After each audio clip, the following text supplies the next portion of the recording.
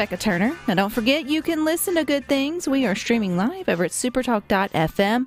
We're also streaming from the SuperTalk Mississippi app. We hope you know you can always find us, too, on your local SuperTalk Mississippi radio station. And you can watch us. We are on your computer or your mobile device. Just head on over to SuperTalk TV. And I think something we can all agree on is when we realized that the Jackson State's Sonic Boom was playing in the Super Bowl halftime show alongside Usher, we were all Mississippi proud. So joining us today is Jackson State's Director of Bands, Dr. Rodrick Little. Hey, Dr. Little. Hi, Rebecca. How are you? I am doing well. Congratulations to you as well as to all of the students who just had an incredible opportunity and really, really made Mississippi proud. Thank you very much. We were definitely happy to represent our beautiful state.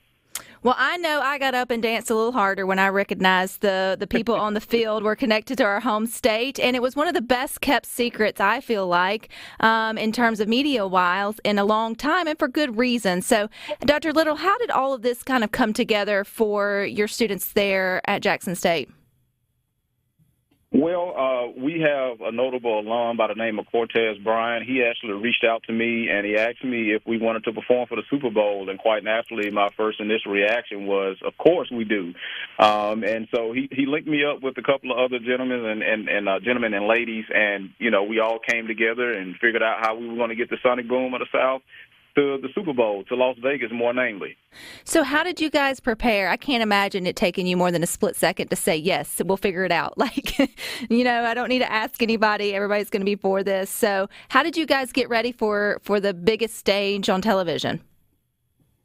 Well, I was in correspondence with the production team, more namely a lady by the name of Kristen Terry, affectionately known as KP. So she had a plan sort of mapped out.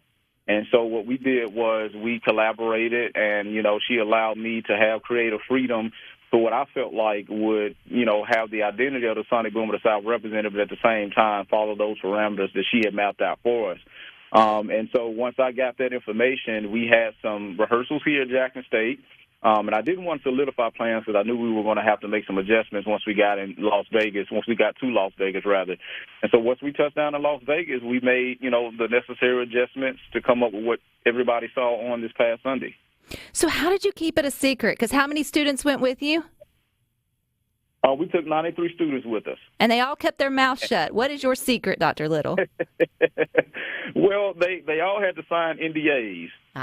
So that was a major proponent of it. And, you know, also I just really made sure I imparted upon the students that we didn't want to share the information to circumvent us from participating. So, you know, that was a caveat as well that I utilized to make sure that the students did not, you know, share the information with their families. Because to your point, it was very, very hard for us to maintain that information. I didn't even tell my immediate family, so. Well, I loved the surprise. I know everybody was like, why didn't we know? Why did we know? But, you know, they keep the entire thing under wraps. We had no idea who Usher was choosing in terms of his own stage. There was speculation, but no one knew, and that's part of the excitement. And I wouldn't take away that moment, at least across the state, when the social media went wild, Dr. Little. I know y'all were in the heat of, you know, performing at the top level, but we were all just like so excited and united that, like, yes, like that's Mississippi. That is the best Sonic Boom of the South. Like we knew it. So glad everyone else sort of got to see it. So you guys got to Vegas 10 days before the big game. So how did the students get to enjoy some of Vegas? How did those 10 days go? Those 10 days were, for lack of a better term, life-changing for our students. You know, quite naturally, if I am to speak honestly, you know, a lot of those students probably won't have another opportunity to make it to Las Vegas. You know, and on the other side of the coin, some may, but probably not performing for the Super Bowl. So, you know, with that being said, they had, again, a life-changing experience to where they had 10 days, you know, to not only reap the benefits of being a part of the Super Bowl, but also, you know, having the opportunity to sightsee such an amazing city, you know, one of the top tourism cities in our country. So, you know, they had an opportunity to do that. They had a per diem per day, a $60 per diem per day that was provided by the wonderful people down there connected to the Super Bowl.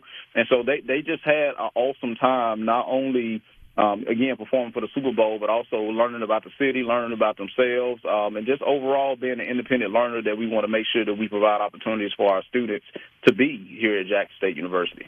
So what are some fun, maybe behind-the-scene moments, Dr. Little, that only you guys and the bandmates of Sonic Boom at this particular time would have gotten to explore or see or wish everybody else would have known about?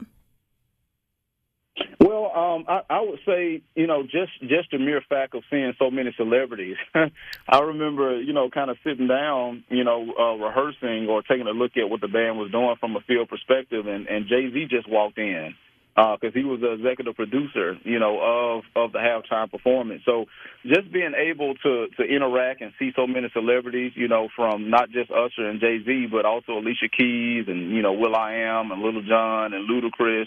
And just having our students to be in the same arena and space as all of those A-listers was something that was definitely monumental. And I guess a fun fact or behind-the-scenes fact was the students actually played for Usher. We played some standard tunes that we typically would play at our football games, the show and Talking Out the Side of Your Neck.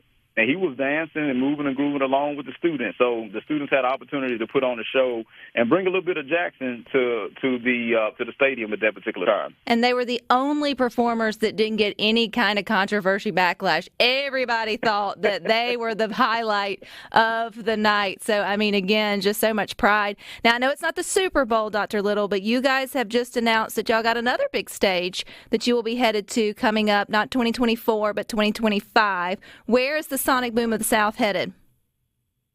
We are headed to Pasadena, California. So on New Year's Day 2025, we are gearing up to take our students to Pasadena and represent again the state of Mississippi, the city of Jackson on a national stage. So right now we have an active fundraiser going on. We are going to be raising $850,000 to get our students to Pasadena. And any listeners out there that would like to support this cause, they can visit the website, which is jsums.edu/roses.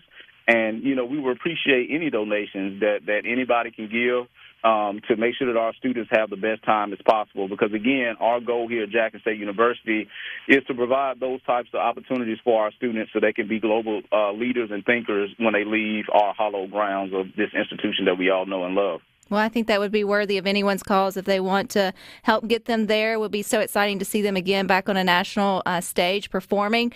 But Dr. Little, I feel like here in Mississippi, we've known for a long time that the Sonic Boom is just special, right? It's just something that you have to see. It's something you have to experience at least once. How do you think, what's the mojo? How has Jackson State been able to create such a legendary band with such an iconic kind of sound, but also just look on the field? Like, you feel like y'all make it look easy, but it's hard to replicate. Yeah, well, in our program, we have a very storied and steep tradition. We've had some outstanding, gentlemen and ladies to contribute to the body of work that the Sonic Boom of South has produced over the years. We have some outstanding directors from William W. Davis to Harold Halton, to Dow Taylor, to Lewis Liddell, to O'Neal Sanford, myself, and a litany of assistant band directors. And we can't forget the students. The students, was very instrumental in coming up with the identity of the Sonic Boom of the South and some things that we do as well. So it was a collaborative effort over a number of decades, starting from the 1940s, actually, all the way up until this point to get the Sonic Boom of the South where we are today from the standpoint of the energy, the showmanship, and the camaraderie that we exude when our students perform. Well, y'all did all of that and more this past Sunday. Have the students been able to come back to earth? Like, are they rested? Are they ready to go? Are they still sort of walking on cloud nine? Yeah, I think at this point we are all, walking on cloud nine. I mean, we've always known, to your point, the relevance of the Sonic Boom of the South and the importance of the Sonic Boom of the South. But unfortunately, our students in our program, we just don't get to the notoriety that we deserve. I mean, what we did on Sunday, we've been doing it for years, for our constituents and alumni base to come and watch us at the games. But now it's just an opportunity for us to showcase that on a national stage. So I think it's more so them just feeling appreciated is something that they, really glean from the most. from this experience. Well, you bring up a good point, Dr. Little, because if they liked what they saw Sunday night on the biggest stage, they can support JSU and come to any home game or any game that's close to them and see you guys put on a heck of a show at the halftime there. So I appreciate your time. We'll be looking for y'all in 2025, and send our congratulations to all the students. Thank you very much, Rebecca. And I'll be remiss if I did not recognize our administration, President Thompson, and his support, in getting us there to Las Vegas and also supporting the campaign for Pasadena, California. All right. It took a village to get you there, and we're so glad y'all did. So appreciate your time, and you guys stick with us. We got more for you coming up next.